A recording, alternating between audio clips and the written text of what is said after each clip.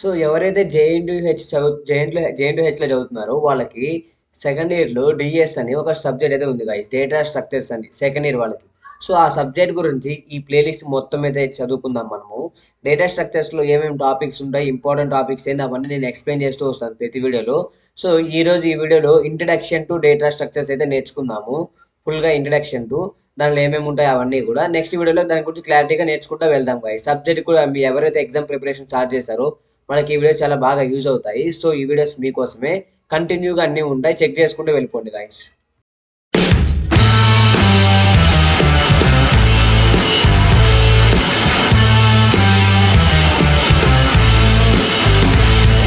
So ఈరోజు మనం ఏమని చెప్పాను, ఇంట్రడక్షన్ అయితే నేర్చుకుంటామని చెప్పాను. సో మీకు అది యూనిట్ 1లో అయితే ఉంటుంది. సో ఫస్ట్ యూనిట్ ఇది.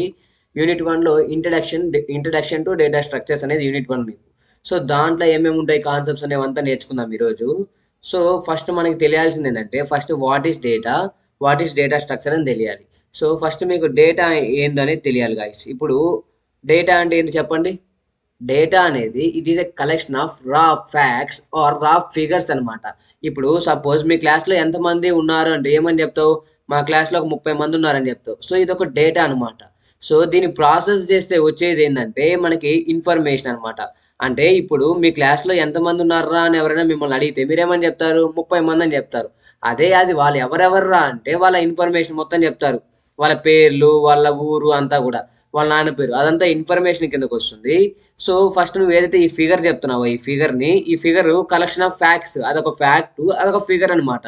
సో ఆ ఫిగర్స్ని మనం ఏమంటాము అంటే డేటా అంటాము.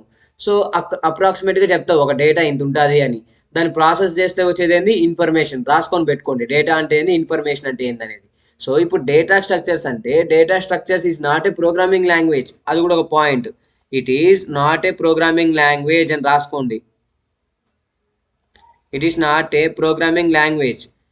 It is a concept of programming language అనమాట. అంటే it is a concept in programming language. ఒక ప్రోగ్రామింగ్ లాంగ్వేజ్కి ఒక కాన్సెప్ట్ అంతే. It is a collection of algorithms అనుకోండి కావాలంటే.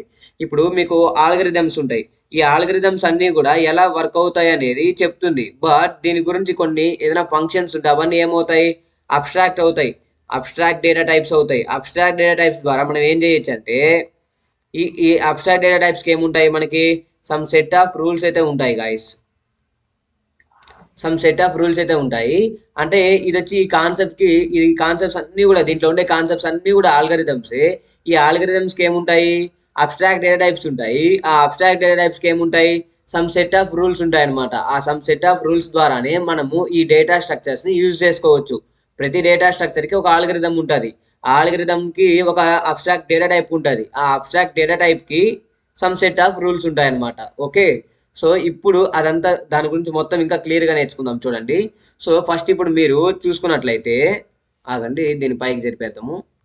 సో ఇప్పుడు ఫస్ట్ మీకు డేటా స్ట్రక్చర్ అంటే ఏందో తెలియాలి. డిఎస్ అంటే ఏంటంటే ఇది ఒక స్పేస్ అనమాట. అంటే ఇప్పుడు నీ దగ్గర ఒక పర్స్ ఉంది. పర్సులో నువ్వేం స్టోర్ చేసుకుంటావు, మనీ స్టోర్ చేసుకుంటావు. ఏ ప్రకారము, ఒక మేనర్లో స్టోర్ చేసుకుంటావు. ఫస్ట్ 500 పెట్టుకుంటావు. నీ దగ్గర 500 ఉందనుకో, 500 పెట్టుకుంటావు. దాని ముందర 200 ఉంటే 200 పెట్టుకుంటావు. దాని ముందర 100 పెట్టుకుంటావు. దాని ముందర 50 పెట్టుకుంటావు. దాని ముందర 10 రూపీస్ పెట్టుకుంటావు. సో ఇదేం పెట్టావు, ఒక ఆర్డర్లో పెట్టావు. ఒక ఆర్డర్లో అండ్ ఒక ఫార్మేట్ అనమాట ఇది. 500, 200, 100, 50, 10 ఒక ఫార్మేట్, ఒక స్ట్రక్చర్లో పెట్టావు అనమాట. ఇదంతా ఏమవుతుంది, ఇదంతా డేటా అనుకోండి.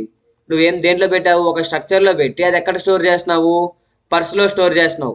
సో ఇది ఒక స్పేసే కదా, ఈ పర్స్ అనేది ఒక స్పేసు. దీంట్లో స్టోర్ చేసేది డేటా. ఏ విధంగా, ఒక స్ట్రక్చర్లో స్టోర్ చేస్తున్నావు.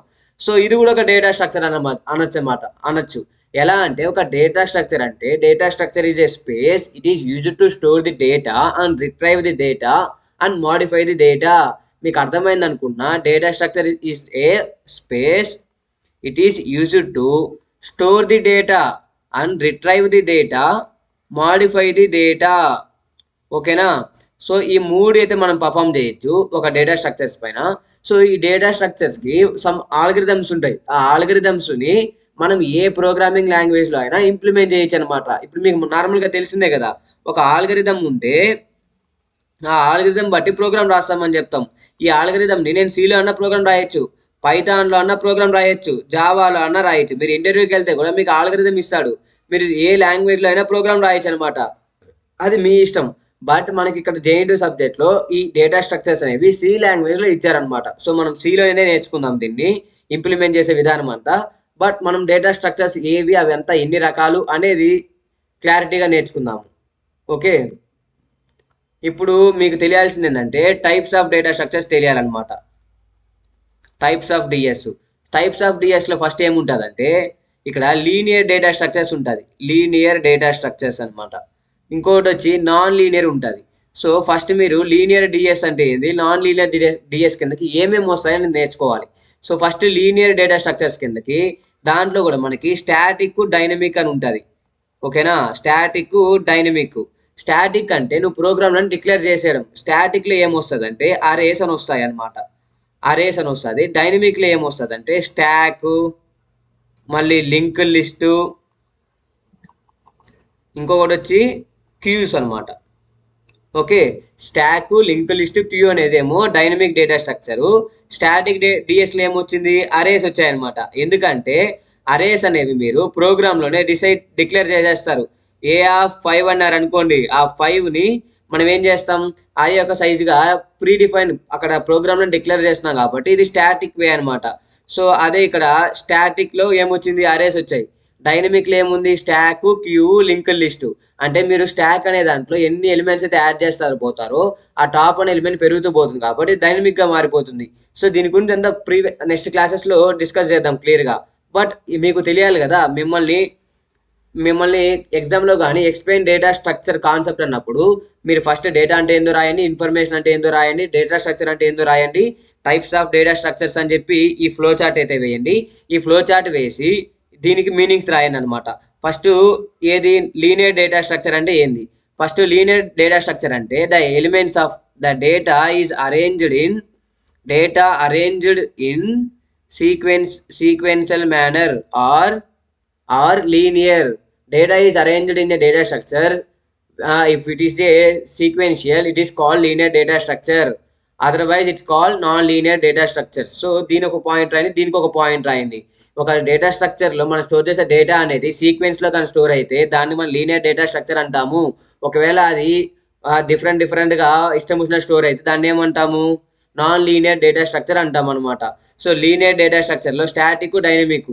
ఈ స్టాటిక్ అనేది ఏంటంటే మీరు డిక్లేర్ చేసిన యూజ్ చేసుకున్న డేటా స్ట్రక్చర్కి మెమరీ అనేది ప్రోగ్రామ్లను డిక్లేర్ చేసేస్తే ఎంత అనే సైజ్ డిక్లేర్ చేస్తే దానికి మెమరీ సైజ్ కూడా ఫిక్స్ అయిపోయినట్టే కదా. సో అదేమంటామంటే స్టాటిక్ డేటా స్ట్రక్చర్ అంటాం. అదే కానీ ఆ సైజ్ అనేది డిపెండ్స్ ఆన్ యూజర్కి ఇచ్చేస్తే అప్పుడు దాన్ని ఏమంటాము, డైనమిక్గా మారిపోయింది అంటాం. సో దాన్ని డైనమిక్ డేటా స్ట్రక్చర్స్ అంటాము. స్టాటిక్లో ఏం రాస్తారు, అరే రాయండి. డైనమిక్ ఎగ్జాంపుల్ ఏం రాస్తారు, స్టాక్, లింక్ లిస్ట్, క్యూస్ అని రాయండి. ఈ ఫ్లో చార్ట్ అయ్యింది, అక్కడికి మీకు మార్క్స్ పడిపోతాయి అనమాట. సో ఇంకా నెక్స్ట్ క్లాసెస్లో మనము నెక్స్ట్ వీడియోస్లో ఈ అరేస్ గురించి, స్టాక్, లింక్ లిస్ట్, క్యూస్ గురించి నేర్చుకుందాం. సో స్టాటిక్లో ఏంటంటే మెమరీ అనేది ఫిక్స్డ్ అనమాట, డైనమిక్లో మెమరీ అనేది నాట్ ఫిక్స్డ్ అనమాట. సో అది ఇంకొకటి ఏంటంటే ఇది డైనమిక్లో మనం ఏం చేస్తున్నాం, రన్ టైంలో యూజర్ దగ్గర వాల్యూ తీసుకొని సైజ్ని అప్డేట్ చేస్తున్నాం. సో ఇక్కడ స్టాటిక్లో ఏంటంటే అరేలో ఉండే ఎలిమెంట్స్ని యాక్సెస్ చేసుకోవడం ఈజీ కాబట్టి స్టాటిక్ డేటా స్ట్రక్చర్లో ఉండే ఎలిమెంట్స్ని ఈజీగా యాక్సెస్ చేసుకోగలుగుతాము. డైనమిక్లో ఉండేది మాత్రం కొంచెం టఫ్ దేంతో పోల్చుకుంటే, అరేస్తో పోల్చుకుంటే మిగతా వాటిలో ఉండే ఎలిమెంట్స్ని యాక్సెస్ చేసుకోవడం అనేది టఫ్ అవుతుంది. దాన్ని డైనమిక్ డేటా స్ట్రక్చర్స్ అంటున్నాం అనమాట.